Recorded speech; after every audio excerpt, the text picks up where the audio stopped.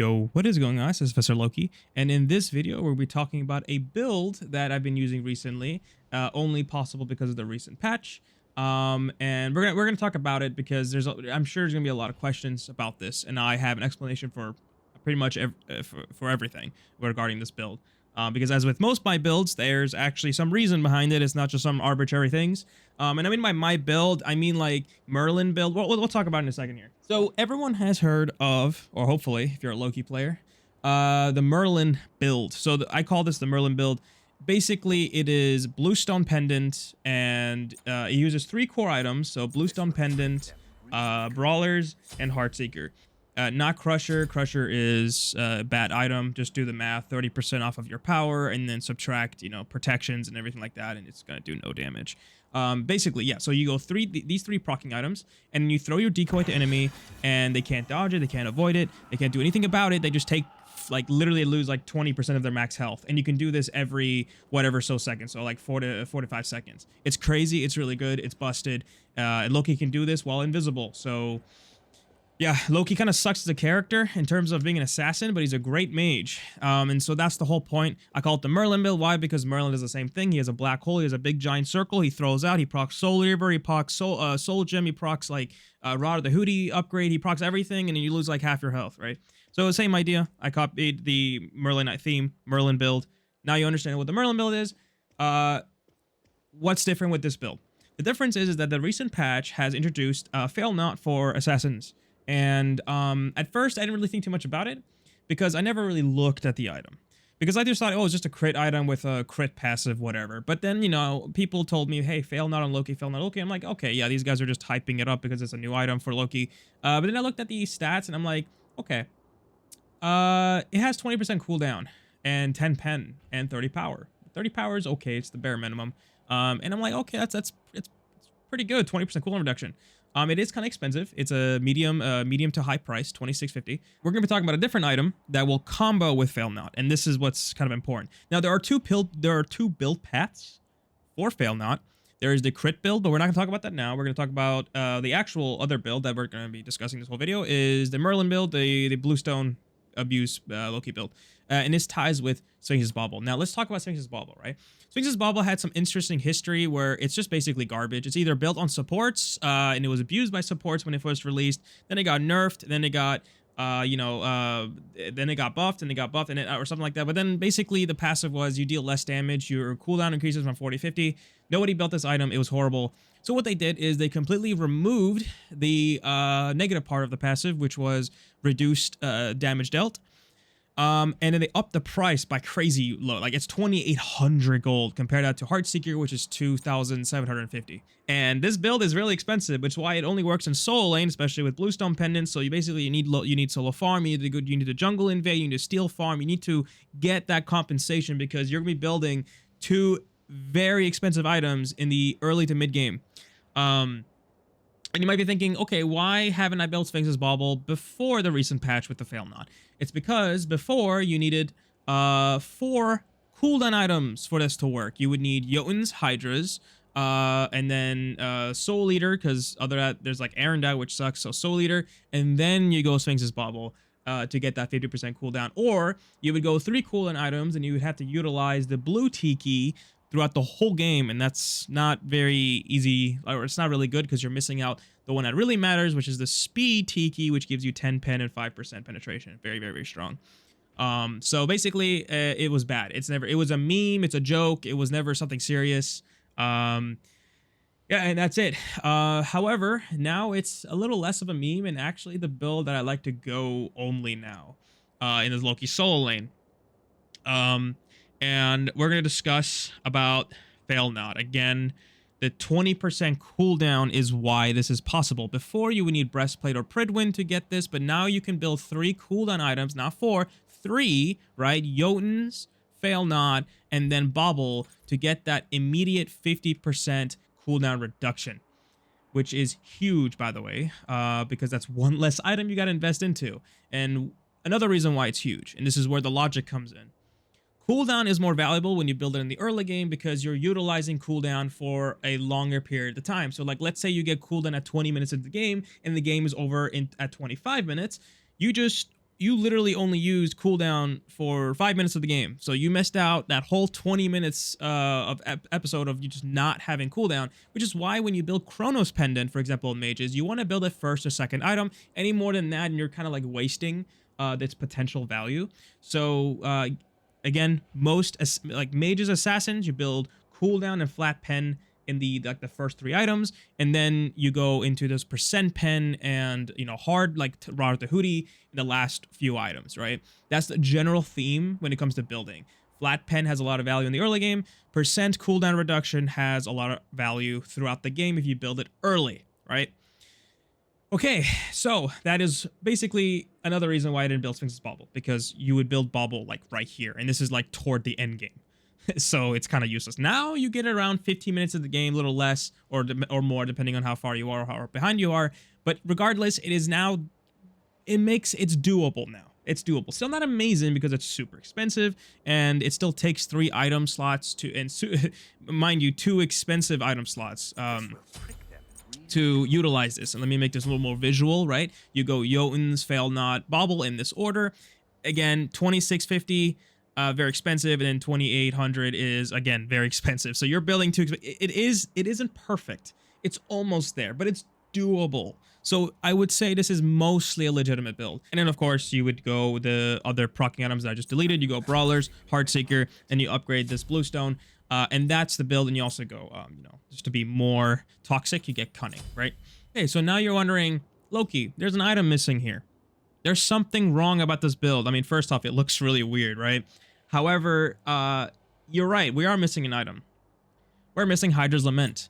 It is not really possible to build Hydra's Lament with this build because you want to build those massive 20% cooldowns first and then build Bauble. So 20, 20, that's 40, and then the last 10% would be Bauble, right?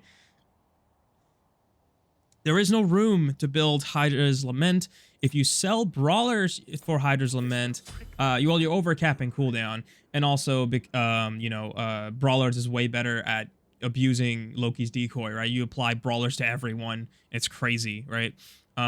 So you cannot. You might be thinking, well, that's ridiculous. Loki with a Hydra's Lament, but that's okay. The point of this build is not to auto-cancel people to death. The point of this build is to press 2, bring them to closer to 70-60% HP, and then just kill them.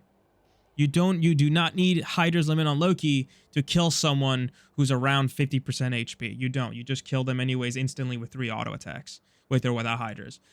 So it's kind of like whatever. Let's talk about the stats, I guess, right? So 50% cooldown, you have 25 flat pen and 20% pen. And at first, you might be thinking, Loki, this is what is this build? Like no penetration. What is wrong with you? Actually, it's 45 pen and 25% penetration. You add yellow tiki, which I mentioned before, is 10 flat pen and 5% penetration. So automatically, this goes from 25 to 35, and then 25% pen. And then check this out. Red pot in the end game, right? Red pot gives 10 penetration. This means you basically have max flat pen, 45 out of 50, and you still have a 25% pen, which is okay. It's not terrible. And so don't worry about the penetration. It's there. Let's talk about Bluestone Pendant. So which Bluestone do you go? People, for the longest of times, you go Bluestone Brooch, which is just normal Bluestone. However, recently, based on some testing with a calculator and, whatever, Redstone is actually better here.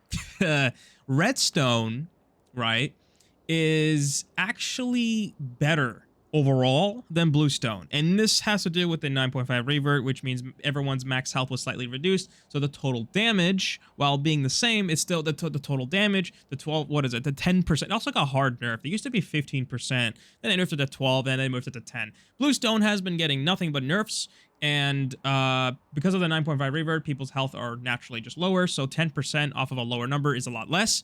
So overall, Redstone actually is better. Now, the first instance of damage, Bluestone will hit around 25 more damage, which is not a lot, but it's still more damage at first instance. However, you're not going to just throw your 2 once. You're going to be throwing your 2 every 4 to 5 seconds. So, doesn't matter. The second instance, Redstone will hit harder. Redstone has a consistent damage effect, which means it doesn't care how low the target is, because Bluestone is 10% of their current health. So the less health they have, like let's say they have 50% out of 100% of their health left, Bluestone is only going to do 10% of the 50%, which is not good, which is less than 100% of someone's health, right? So Redstone has just far more consistency. Now, it also does more things. The passive is intrinsically just bloated. So it does 300 base damage over 6 seconds, and it reduces their attack speed. Attack speed reduction, I mean, it's a supportive thing. It's not like it really matters, but it's there. And then also you gain, attack speed and protections. Protections can help, but, Loki is a squishy character by nature. So with Redstone, he will have 2000 HP. Now, it doesn't really matter how much protections you have. If you don't have the health to support it, you're going to die anyways. So it does help, but it's not like, it's okay. It's a sprinkle on top, right? It's not like, oh, this is the reason why we're building it. And then finally, the attack speed. This actually is, again, another niche but more practical situation. You throw your decoy at a minion wave and you just gain like 25% 25% attack speed, and you shred towers, or you shred objectives faster, right? You throw this on Gold Fury and you will have 25% attack speed to when you're doing the gold or the fire giant. It can help. But it's niche, right? It's not like, oh, this is glamorous, let me build this. Like, this is a niche thing. It's a sprinkle on top. The main thing you have to understand is that Redstone has a more consistency when it comes to damage after the first hit, right? So Bluestone hits 20-ish. I tested this before. It was like 24, 25 more damage against an enemy Loki. And then after that, Redstone just is better, right? So I'm going to be a Redstone guy. So Redstone, in my opinion, right now is overall, with all the sprinkles that we've added, and then also because it does more damage after the first instance, I'm going to choose this. But there's another reason why. And this is more of a tech thing, so pay attention. Bluestone does damage over 2 seconds. So it does more, it basically kills you a little faster.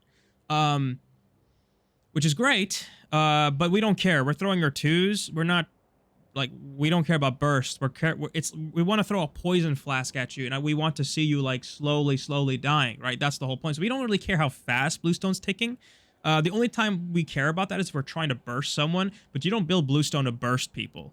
Like, Loki kills people faster than 2 seconds, so it's like, what's the point, right? So again, this is a Merlin build. The focus is not auto canceling or like just killing people. It's about casting, throwing your 2 and abusing that effect, right? Whereas, like, if you look at Redstone, it says over 6 seconds. That's a very long time, right? That is insanely long time. And you might be wondering, well, that doesn't seem that great. It actually kind of is. So first off, there are niche elements where throwing this on someone prevents them from backing for 6 seconds. They can't back for 6 seconds, which can help. Not that, but that's very niche. But here's the more important non-niche situation. It actually is super, like, galaxy brain playstyle. You throw this on an enemy, you will know where they are for 6 seconds. Because you can see the yellow numbers following them as they're walking away. Now, you cannot specifically tell exactly where they are, because it's not like the yellow numbers will tell you he's right here, right? But it will show you that in which direction they are going. So if I throw my decoy and they jump over the wall and they go left, I will see those yellow numbers going left. So you can see where they're going, generally. So this is actually kind of like, again, this is like a big brain, like super tech, like, but this has always been a thing, right? Redstone has always been a thing. It's not like it's anything new, but because Loki can apply Redstone so easily, it's kind of like a free ward. So I've been using this to kind of figure out where people go and make my plan accordingly, right? If they go left, it tells me that they're retreating right away from the fire giant. If I see them going over the wall and then staying like around the place that they jumped to, it tells me that they're still here, but they're not like engaged, right? If they jump over a wall and then like they go around, it tells me that they're coming back, right? So it's just, it's information. information is super important in a competitive game. So while this won't really matter for most players in ranked play, when you care about fire giant or firefights, this is actually really, really important. And this is the build in this specific order. And yeah, that's really all I have to say. Really, I mean, that's the whole build. Um, I hope you guys all enjoyed the video. If you have any comments, questions, or concerns, please let me know down below. And I will be uploading a video from my Twitch that showcases this build. And yeah, I'll see you guys all Loki and all players next time.